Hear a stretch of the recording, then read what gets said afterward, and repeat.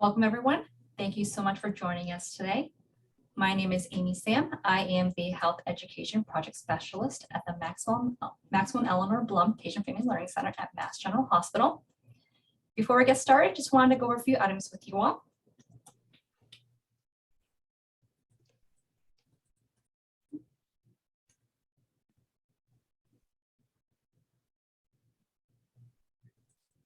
Sorry about that. Please note that today's session is being recorded for educational purposes. If you're interested in viewing the recording, you may visit the Blum Center website at massgeneral.org/Blum-Center. Please note that everyone is in listen-only mode. Everyone has been muted so that we can hear our guest speaker today. If you have any questions for our guest speaker, you may use the chat feature, which is located on your screen. We'll have time for them in the end. Only Blum Center staff, our co-host, and guest speaker will see your questions. Please do not share any personal medical information or questions in the chat box. If you have a personal medical question, please ask your doctor. So next, I would like to hand it over to Brianna Beckfold. She is the project manager and editor for Mass General Hospital for Children, and she will introduce you all to today's speaker. Thanks, Amy. So good afternoon. I hope you're all doing well, and thanks for coming to this virtual session of the MGHfC Parenting Series, where experts share their knowledge with patients, family, and staff on various pediatric health topics. This year, we're co-hosting the series with the Blum Patient and Family Learning Center at Mass General. And my name is Brianna Beckfold, and I'm a project manager and editor at Mass General Hospital for Children, which is the pediatric branch of Mass General. And today we have Dr. Aude Henin as our guest speaker to talk about helping children build resiliency skills during times of stress. So before we begin, I'd like to briefly introduce our speaker.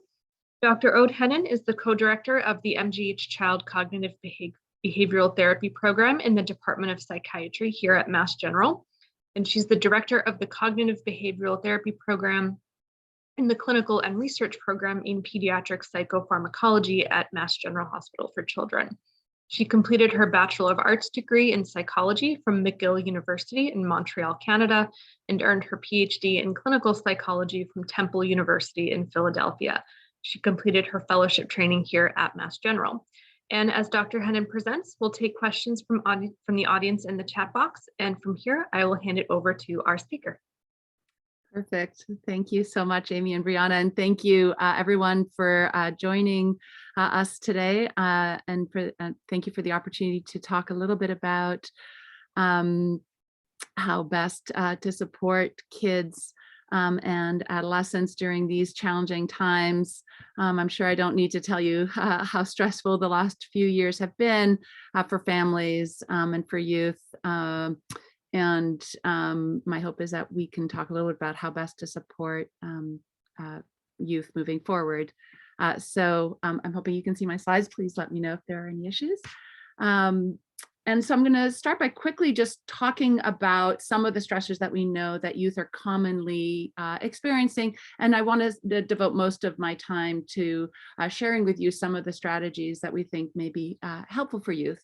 But the core question for us is this question of why is it that some individuals, when faced with adversity or stress, continue to thrive, whereas others can experience debilitating distress and impairment. And so really thinking about on multiple levels, how we can help young people continue to grow and to thrive even in the face of significant stress. And some of the answer to that question has to do with the nature of stress. So we know that people can experience what we call kind of acute stress versus chronic stress. And we're really designed to manage stressors that are brief, hopefully not too intense. We're not talking about traumatic stress, but stressors that come on and then resolve. And one of the things that's been very difficult is that our modern day world tends to come with stressors that tend to be more chronic, that don't really resolve. And certainly that's been the case, it seems, for the past few years with COVID, but even before COVID, a lot of the kinds of stressors that young people are experiencing kind of are ongoing. There's no resolution. And so they're in this kind of constant state of stress. And that is really not what we're designed to manage effectively. We know that some of the common sources of stress that youth report have to do with home or family, as well as school and friends and extracurriculars. But it's also important to note that young people are facing a number of bigger picture stressors, worries about their health, worries about safety, and financial concerns, and family poverty, and food insecurity and discrimination. And so those stressors play a big role in the kinds of experiences and symptoms that young people are having. Even before the pandemic, there was a study that was done by the American Psychological Association almost a decade ago now, showing that adolescents were experiencing stress levels that are similar to those of adults and that are considered to be at an unhealthy level. And that as a result of that stress, teens were reporting feelings of being overwhelmed, of depression or sadness, of exhaustion. And that's nearly about a third of teens. So that's a significant percentage were reporting these kind of clinically concerning reactions to stress. And most teens were saying that, or not most, but a significant percentage were saying that stress was increasing, and that they also didn't feel that they knew what to do or weren't doing enough to manage their stress. So this is identifying a clear need. We also know that COVID has magnified these stressors in a number of ways, and studies that were done throughout the pandemic really highlighted that there are significant mental health consequences to the various things that have come about with COVID, restrictions, lockdowns, quarantine if you're either infected or exposed. These things really do have an impact. And this is just one study that showed that PTSD symptoms, so trauma-related symptoms, were found in a significant number of people who were in quarantine during COVID. Now, this was earlier, so I think there was more fear. I think now we've, for better or for worse, gotten a little bit used to it. But early on, when people were really kind of locked down, it was quite traumatic. And this fits with what we've seen with other similar experiences, some other epidemics in parts of the world where pretty intense quarantine seems to have an impact on children. We also know that COVID-19 has had a tremendous impact on parents. And this was earlier on, and so this was probably about a year ago. This study was done and found that about a quarter of parents had moderate psychiatric distress, and almost 30% had severe psychological distress. So this is about 50% of parents were in a fair amount of distress. And we know that distress in parents impacts kids. And so behavior or health problems were found in children. They were more likely to have that if the parents were reporting moderate to severe levels of distress. And so the reason this matters is not to blame parents, but more to think about ways that we can intervene, not only with children directly, but also with families who may be struggling, to try to mitigate those effects. I know I'm preaching to the choir, but there have been so many different ways that COVID has impacted children, everything from loss of daily structure and real losses, things that kids had to give up, graduations, birthday parties, other significant life events. There was much less exposure to a variety of peers and adult models, and I think we're seeing the impacts of that even as children have returned to school in the rates of increased behavior problems, aggressive behaviors, difficulty interacting appropriately with peers and with adults like teachers, and also not insignificantly decreased access to care, both medical and psychological. We also know that kids have had a lot of increased behavioral health risks that may have an impact over time. So everything from decreased activity and increased snacking, more screen time, irregular sleep times. So these are all things that I think we can target because although they may not have an immediate effect, these can also be associated with psychological and physical problems over time. So all of these are really, I highlight them because we've been thinking about these as places that we can intervene, and in some cases pretty quickly.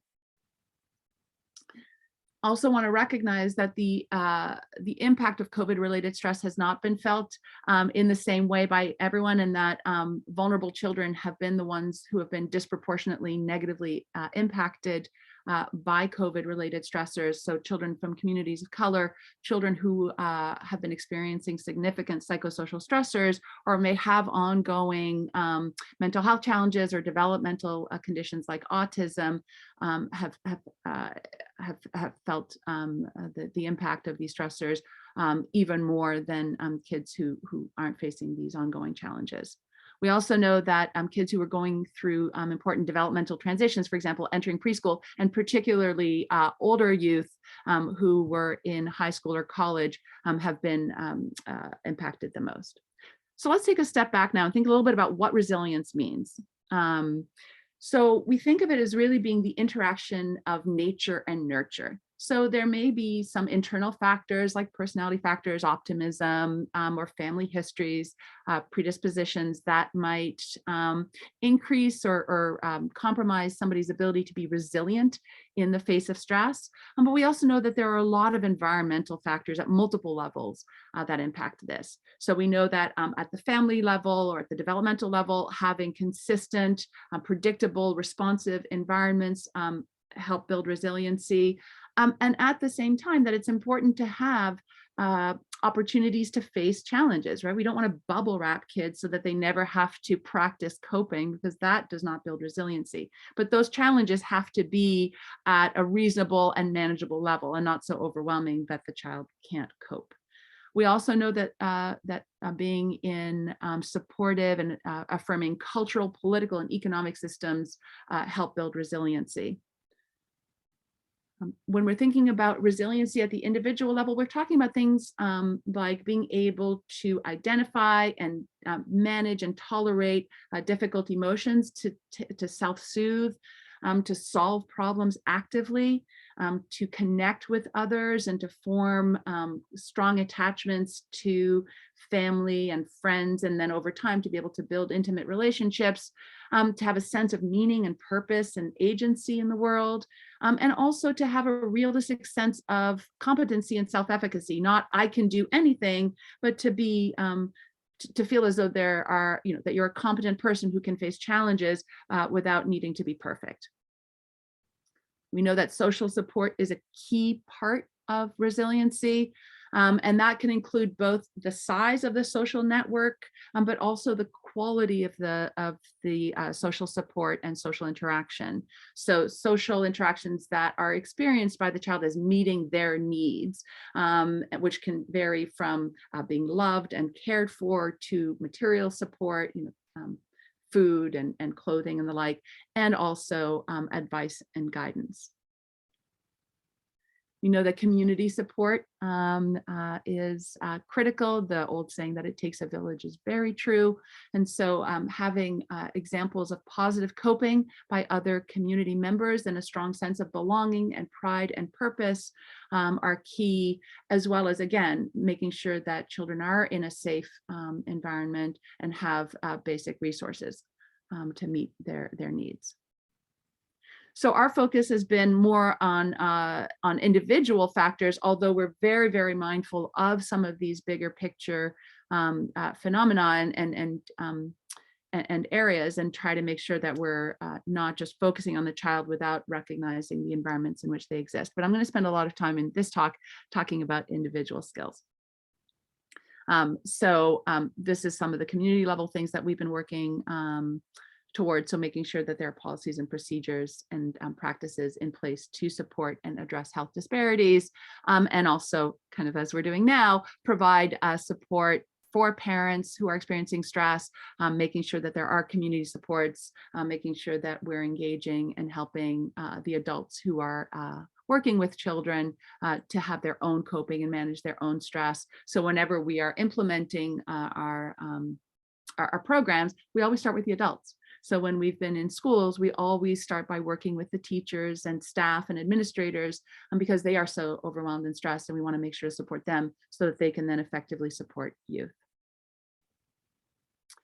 So some of the individual skills that we focused on include how to recognize stress-related symptoms, and I'll go into that in a little bit more detail, and develop a range of tools to manage these stressors. And we always think about it as having the right tool for the job. And so we present a range of options, and some kids will take to some more than others, and that's perfectly fine. But we want to give them really a menu or a variety of options that they can enact. And then we also want to identify and enhance and support these innate sources of resiliency that kids and families already have and come to the table with, and really promote those.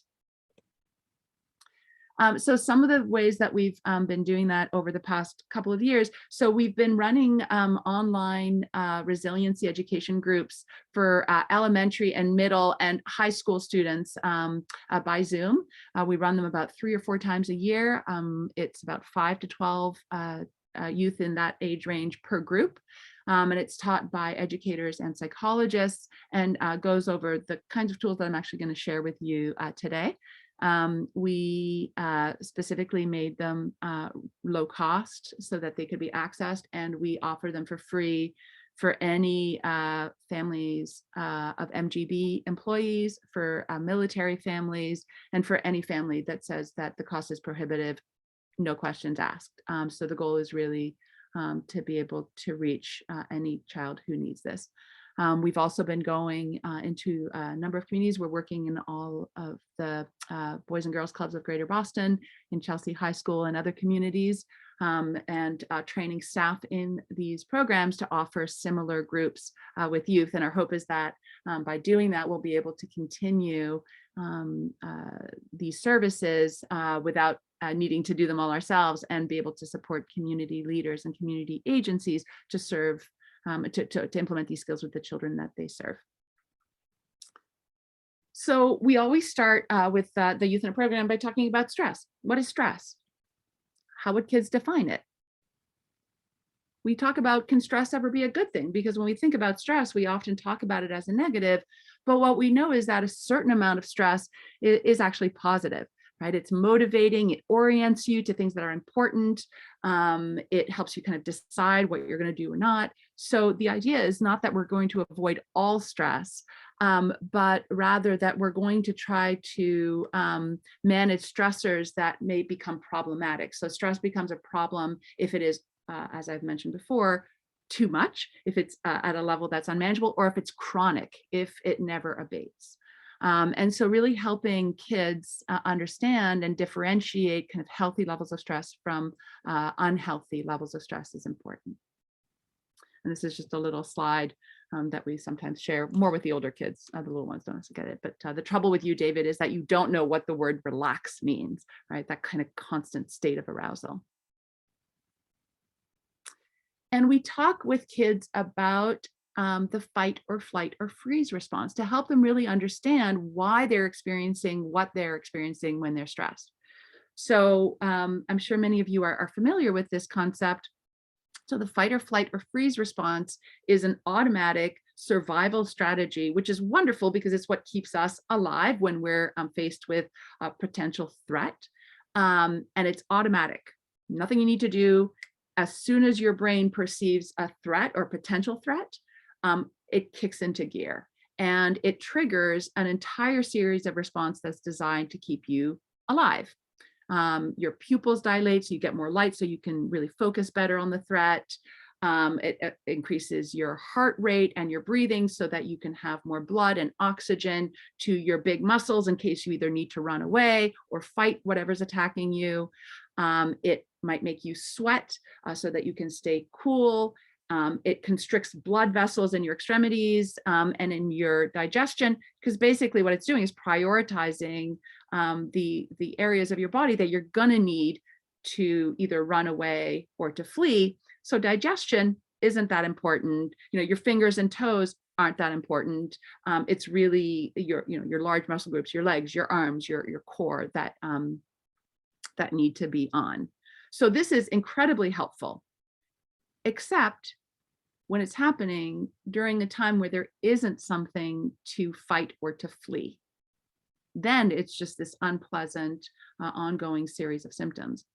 We also highlight the freeze response because often that has been overlooked and kids are confused. So we also know, looking at various species, that it's sometimes a really good thing if there's a threat, if there's a predator, to freeze and not move, right? So that way you might camouflage. It also kind of gives you a chance to figure out, well, where is the predator before, you run away, so you don't accidentally run towards it.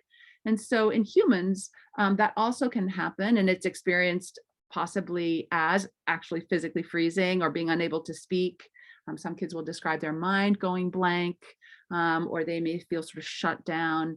And so we often highlight that because sometimes that's a little bit more confusing. And then what we have kids do is really recognize all of the various symptoms that they might have, some of which may be more obvious than others, that tell them that they're at a level of stress that isn't healthy for them. And so we break that down into physical warning signs, and some of these will seem familiar to many of you. Everything from muscle tension and headaches or stomach aches, to having trouble sleeping, to feeling kind of restless or on edge, or being tired. Being stressed all the time is fatiguing. It takes a lot of energy. And so often people may feel kind of sluggish or tired.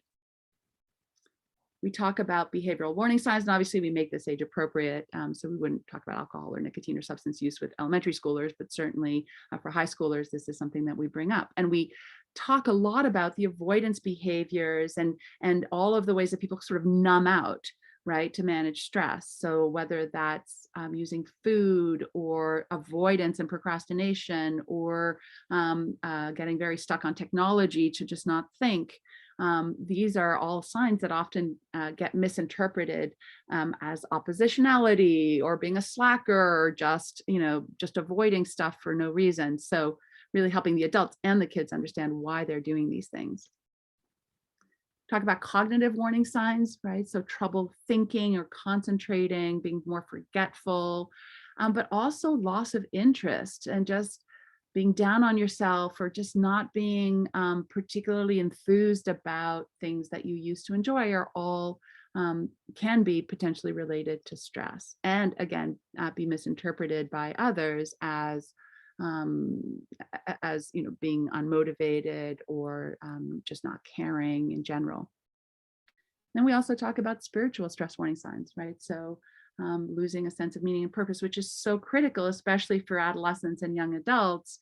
Really, this sense of having a future and wanting to grow up to be something, but also loss of capacity to be kind and empathic. I think we're seeing that all the time on a national and even international level, that people get sort of very rigid, and there's a lack of kindness and compassion towards others, a sense of being disconnected, or in some cases not being able to be still, always needing to sort of fill your life with something so that you don't have to think about everything that's going on.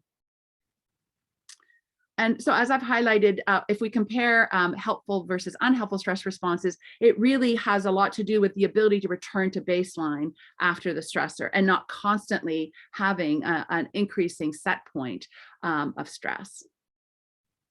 So here, let me jump into how can we start to change stressful feelings. So drawing from well-established cognitive behavioral interventions, when you have a feeling, you can't just stop feeling what you're feeling. But what we can do is break down feelings into component parts and address each of those. And that is what will help decrease that unpleasant emotion or feeling. So we can break feelings down into what your body's doing, what your thoughts are, and what your behaviors are. And each of those comes with particular tools that we can use to address those components. So for body sensations, we can use relaxation and mindfulness and breathing. For thoughts, we can help people identify unhelpful thought patterns and generate more helpful thoughts. For behaviors, we can encourage problem solving or good coping strategies, as opposed to avoidance or numbing out. And one of the key questions that we ask kids, and I always sort of joke, I was very proud of myself because I came up with this, and then I realized that I basically just borrowed the Serenity Prayer and things that have been known for millennia, but it's still an important question, even if we can't take credit for it and shouldn't take credit for it. So the question is there something I can do about the stressor? Yes or no? This is the right tool for the right job that I was talking about. If yes, then we want to teach problem solving. And problem solving has to do with, first of all, generating more than one option, right? So not just coming up with the first solution and going with it, but really thinking about, well, what are different ways I could address this stressor? And evaluating each option. What are the pros and the cons? What are the good parts and the not so good parts of each solution to come up with a plan?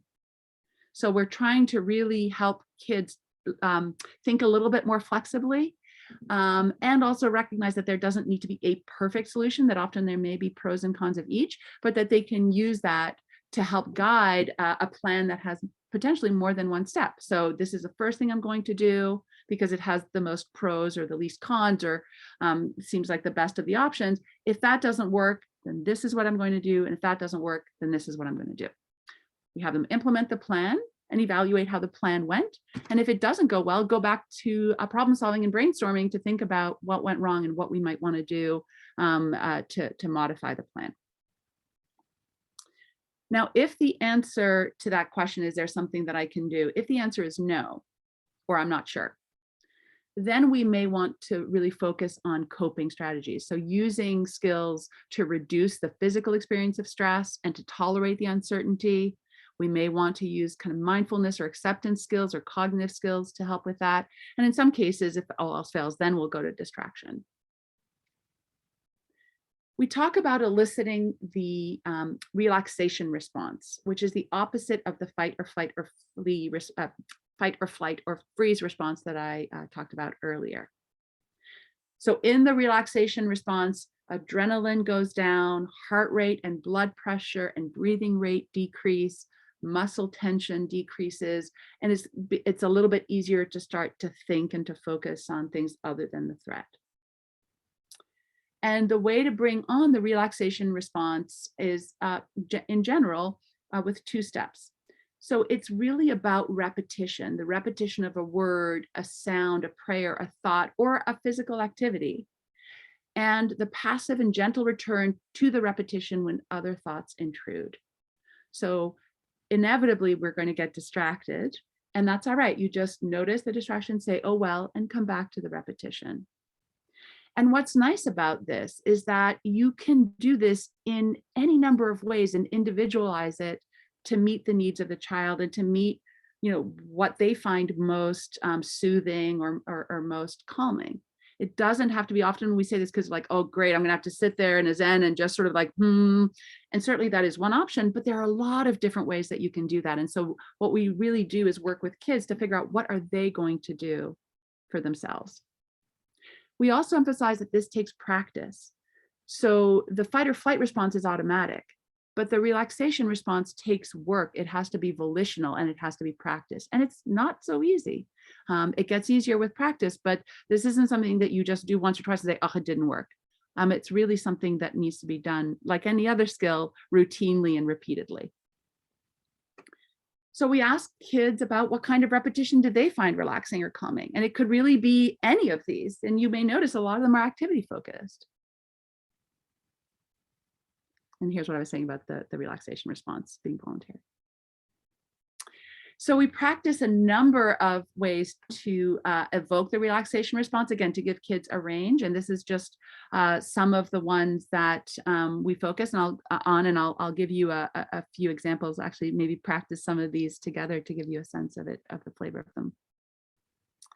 So we often start with diaphragmatic breathing, and we know that that's important.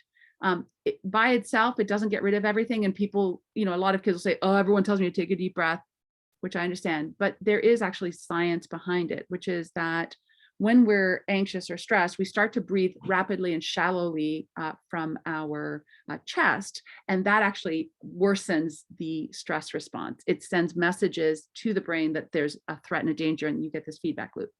So in diaphragmatic breathing, what we want to do is try to slow down the breath and breathe from the belly. Because when you do that and you expand your diaphragm, there is a nerve called the vagus nerve that runs all the way down. And when you expand your diaphragm, you activate the vagus nerve, and that triggers a whole brain system called the parasympathetic nervous system, which decreases the fight or flight. So we have kids practice this in a number of ways. just take slow, deep breaths. For example, breathing in through for 4, and then breathing out for 4 or 6.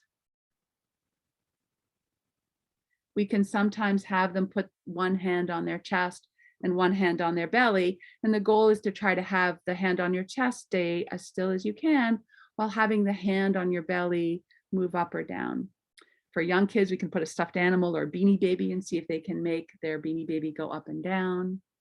Or we might use the image of blowing up a balloon that's their favorite color and imagining that they're blowing up that balloon in their belly and then having the balloon deflate and then blowing up the balloon again and then having it deflate.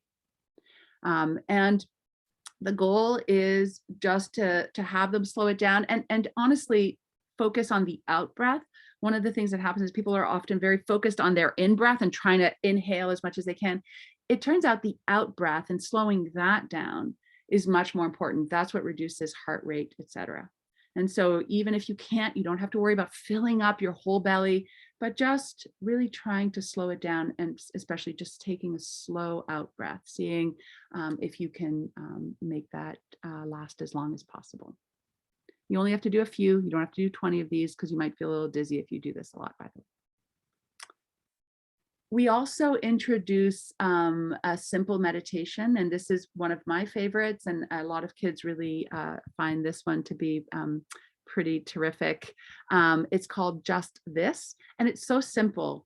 And I'm hoping we can maybe do this together a little bit just to give you a flavor, and we'll do it a little bit shorter for the because of time.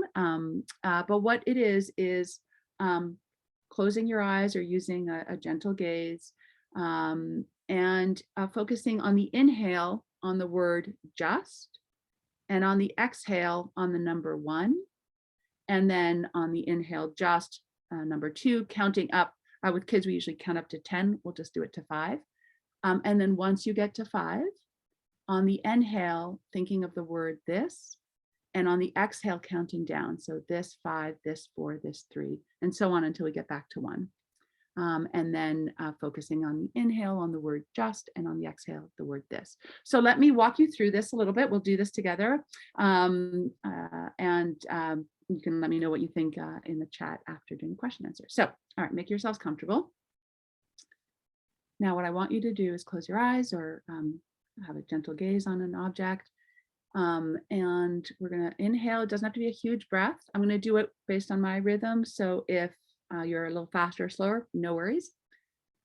So on the inhale, focus all of your attention on the word just. And exhale on the number 1. Just. 2. Just. 3. Just. 4. Just. 5. Now focus on the word this on the inhale, and the number 5 on the exhale. This. 4. This. 3. This. 2. This. 1. Now just on the inhale. This on the exhale. Just. This. Just. This. Now very slowly, want you to open your eyes and kind of just be gentle with yourself and stretch it out. I always find this relaxing. I always notice it's so funny every time I do this too. I notice my shoulders are usually up here, which is probably my warning sign of stress, right? So I always have to bring them down. And if you get distracted, that's quite all right. You just bring your attention back. If a thought distracts you, it's what's nice about this meditation is that it's easy enough that even if you lose focus, you can come back to it. And because of the switching of the word and the number, it requires a little bit of attention. So it's easier, I think, to stay focused. We'll often also introduce what we call sensory awareness, which is focusing on what's going on around you. What do you hear, or what do you see or taste or smell? So really using sensory information to self-regulate. And we know that senses are one of the main ways that even babies cope. It's one of our most kind of fundamental coping strategies. And so we can really leverage that and practice that actively to decrease stress. We might also use imagery to elicit the relaxation response.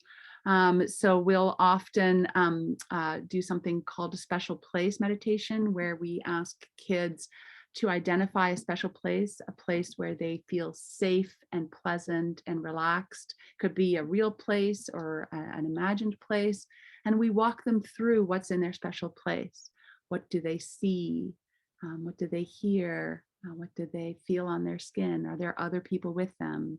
And what's really interesting is that, in a lot of the apps that exist and have some of these imagery-based relaxations, they'll use things like the beach or the woods or a field, which are lovely.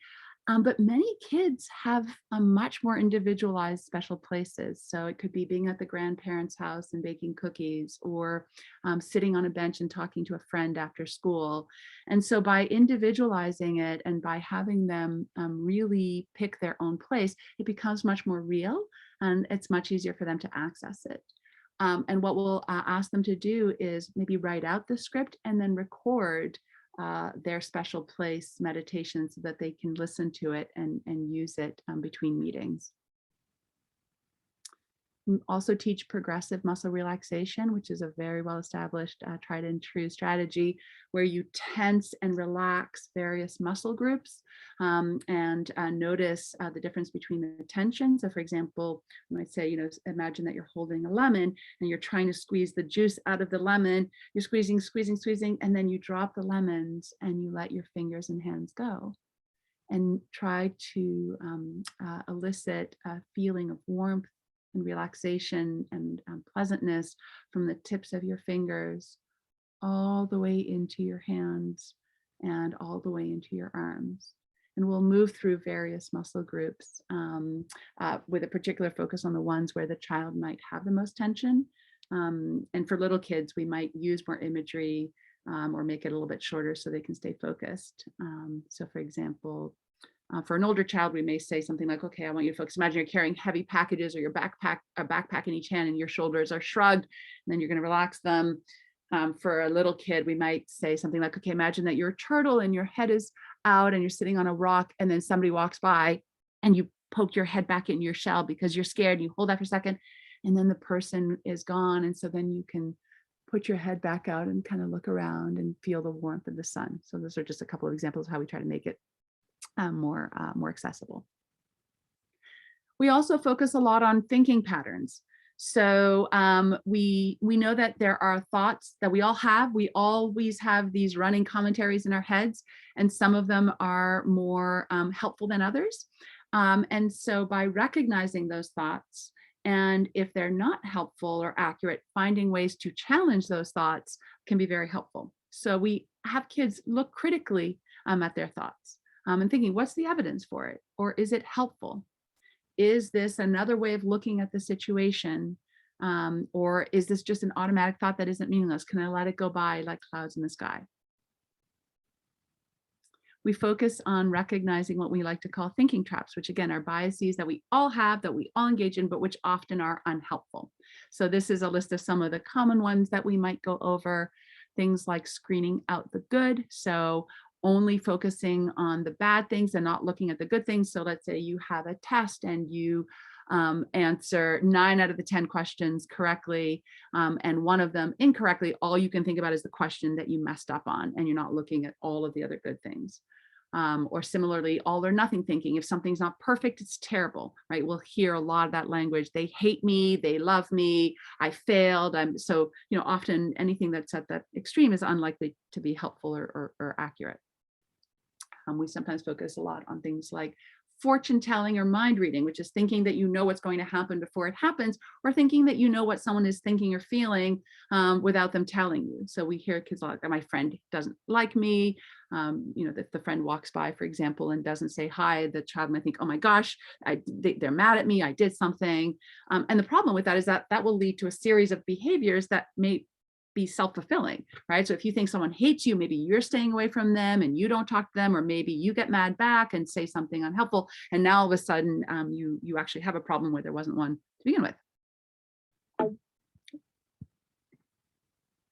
We talk a lot about how people coach themselves under stress. And I'm not going to go into this whole story because it's a long one, but we really think about, when something doesn't go well, or if you make a mistake, how do you talk to yourself? Because often we talk to ourselves in ways that we would never talk to others, right? So we're a very harsh, unpleasant coach to ourselves. So we might think, I'm such an idiot. How could I have messed that up? Why am I so bad at this? And we know that that's not helpful. That just makes people feel badly, doesn't tell you what to do differently. And so we want to think about a realistic coach, not like a coach that's like everything that you do is great and you win a participation award just for showing up, but one that acknowledges, okay, maybe you messed up, but really still is compassionate to you, and that tell you, what could I do differently the next time? We also try to help develop a neutral approach to thoughts. Thoughts are just thoughts. They come and they go, and you may not need to react to them. Like, yep, this is just that thought that's going by, like leaves on a stream or clouds in the sky. And so sometimes that's the best approach. Just like, yep, there's just that worried thought. I always do this before a test. I always have that thought, I'm going to fail. Doesn't mean anything. It's not accurate. It's just a hiccup. And this is one example of questioning a thought rather than assuming that it's accurate, right? So the young person had the thought, nobody cares about me. And so they challenged it by saying, well, that's seeing the negative and coach A. Those are some of the cognitive errors. Who are the people who do care? My family and friends, my coaches. I'm feeling badly because I had a hard day. That's why I'm having this thought. So how can I take care of myself? So that's a really nice example of one way that we might encourage kids to kind of manage some of those thoughts. We often focus too on laying solid foundation. The older I get, the more I believe in these things. The basics, making sure that kids are having sleep and physical activity and involvement in meaningful activities and social connection, and making sure that we can routinely set those up. Happy to talk more about that. And we may also rely on apps to help support some of that. These are just some. It's different kids will like these or not, but there are some resources that can help support some of these practices. And so encouraging kids or families to find ones that might work for them can also be a useful adjunct. So I'm going to stop there, make sure that I have some time for questions. Thank you so much for your attention, and look forward to hearing some of your thoughts as well. Great, thank you, Aude. Okay, so our first question is, how can parents and families check in with their children on how they are doing? Mm-hmm. That's a really important question, because that's always the first step. And so sometimes you might notice a change in behavior or a change in mood and wonder. And it's tough because kids often will not respond well to a lot of questioning, right? Especially with teenagers. I have 2 teenagers of my own, and the fastest way to get them to stop talking is to start asking a lot of questions. How was your day? How are you feeling? So often it's during the quiet moments, or ironically, so kids, middle schoolers and high school in particular, tend to talk more when you're side by side as opposed to face to face. And so, sometimes if you're just doing an activity or walking, one of the things that was hard with the pandemic was driving used to be a place where kids talked a lot to parents, right? And that has gotten lost a little bit or watching TV and is paying attention, they'll often just kind of give you a bit of an in, like they'll start sharing something. And so the key there is to ask, but not to then jump in. So you start asking, 50 million questions, and then they'll shut down. My kids will often criticize. I go into therapist mode and they're like, okay, stop. But just kind of, like, oh, that's, oh, you told me your friend was mad at you. So, oh, what's going on? So asking an open-ended question and then seeing if they'll kind of give you some more information. So really kind of that dance, following the child's lead. Younger kids sometimes will be more direct, even if they're subtle, but they'll often report a little bit more directly. And so again, it's paying attention and being able to stop whatever you're doing to attend to that. Bedtimes are also great times where kids talk. And so just carving out these moments where they have your undivided attention, and can connect with you around that. What are some tips specifically for elementary school children? I know you just touched on that, but if there's anything you can expand on. Yeah, so I think with elementary school children, in addition to what I said, something that's also that we know is very helpful is for adults to be what we call coping models. So I think modeling discussion of stressors, obviously appropriate ones, and how you're coping with them is really important. And so, because sometimes as adults, we try to show the perfect model, right? We try to show how we're doing everything so effectively. But in fact, kids learn better when you share your own struggles and then share how you're working on them.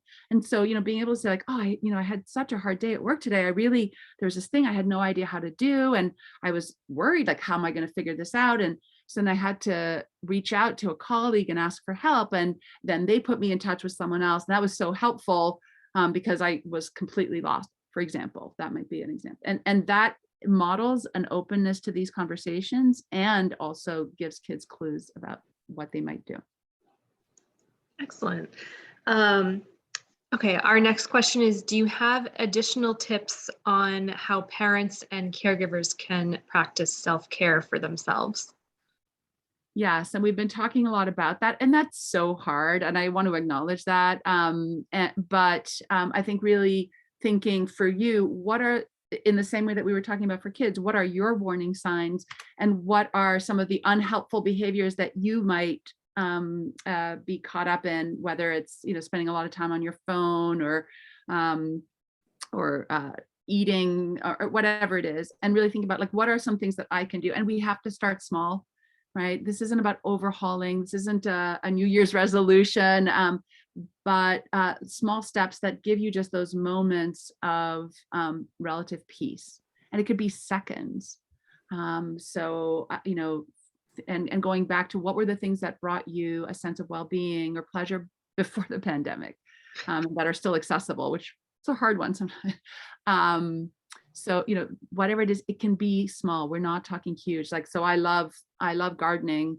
That's been one from even before the pandemic. And even now, I'll just take a quick break and just walk around the garden and notice the changes in the plants. Like, the fact that the grass gets a little greener, even when it's warm for a couple of, well, by warm, I mean 40s for a couple of days, or, going around and seeing if there's any plants that need to be covered. It's minutes. But that alone is just a nice break. Great, thank you. Our next question is, what would you recommend for parents who are unsure about how to handle difficult behavior, such as throwing, pushing, shouting, and then, someone who may not be as open to suggestions? What would you recommend to parents in that situation? Yeah, so that's a good question, and it's a hard question. So I would say the first thing that I always recommend is try to understand what's behind those behaviors. So often as parents, we're in a position of needing to react to them, and we spend a lot of time, trying to figure out what consequences do I need to put in place, what limits, and so I think often focusing on the antecedents, what's happening before that behavior, what's going on, and what might what might be fueling those behaviors, because we want to intervene in a way that recognizes what's causing them, right? So it's much more effective to try to figure out what's going on that the child is acting out versus just implementing behavior plans. And so I know that's a general question, but I think it's a critical one, right? Is the child stressed? Is the child, does a child have ADHD and they're super impulsive? Is the child worried about something completely unrelated and is keeping it together at school all day and then coming home and, melting down because they're barely hanging in there? Is the child being bullied? So I think really accurately identifying the causes is essential. Great, thank you. Let me just check for some other questions. Oh,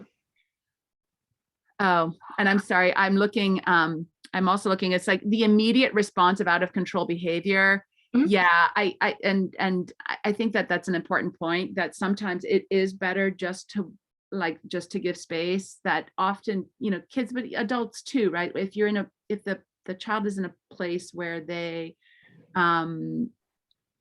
out of control, where their emotion centers are so high that they can't think, more suggestions, more interaction, more limits will just make it worse. And so I think in that moment, I think sometimes just giving everybody's nervous system a chance to come back down and then revisiting what can be done after is helpful.